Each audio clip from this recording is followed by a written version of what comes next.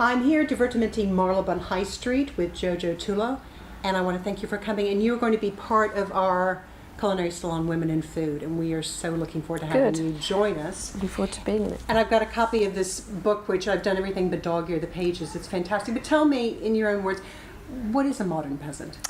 Well, it was really a way of, I mean, it's obviously a serious title, but it was also a way of getting people to pick up the book and say, because obviously peasant is a quite a loaded word.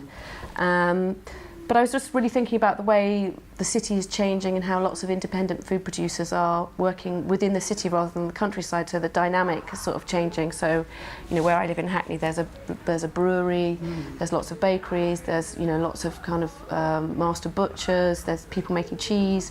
And so I was sort of, what I wanted to kind of reflect was the skill that those people have, rather than just saying, I'm a cook, this is how I do it. I was thinking, well, those people do that every day. It's not glamorous, you know, they're there every day picking up the milk at 5 a.m, pouring it into a cauldron, you know, they do the repetitive things, but what can they teach me that I can take home and use in my kitchen?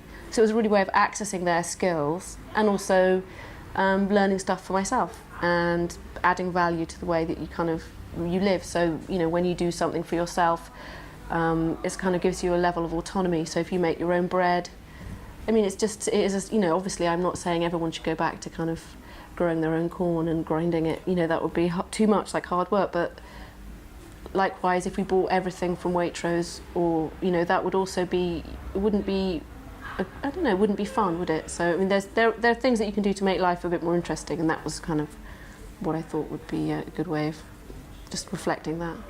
And there's something lovely about knowing how something's done, and, you know, as you've gone, you know, to bread bakers or to other people, knowing how it's made, there's a greater appreciation for it, isn't there? Because you savor that sourdough bread a bit more, knowing the work and the passion that's gone into it. Yeah, and I also think I eat probably less meat and less cheese now, but when I do, I buy handmade bread or cheese and I don't mind paying. I know how much work has gone into it.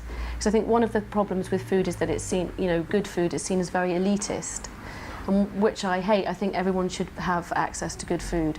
And so I thought, well, if you can't afford, you know, to go to the farmer's market, maybe you can learn how to grow a bit of salad for yourself or make your own bread, and then you're in charge of how much it costs, and it won't cost you that much. You know, obviously you could buy, if you bought all the cheapest food, then obviously things in here might cost a bit more, but at the same time there's kind of health benefits to eating fermented food that has lots of good bacteria.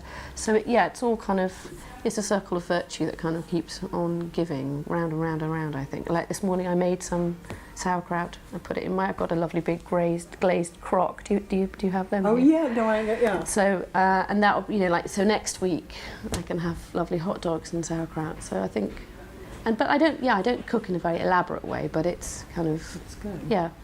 Well, it's a fantastic read, and we are looking forward tremendously to having you at the Divertimenti Culinary Salon, which is coming up very shortly. Great. And we will see you then and hear more words of wisdom. Thank you. Thank you.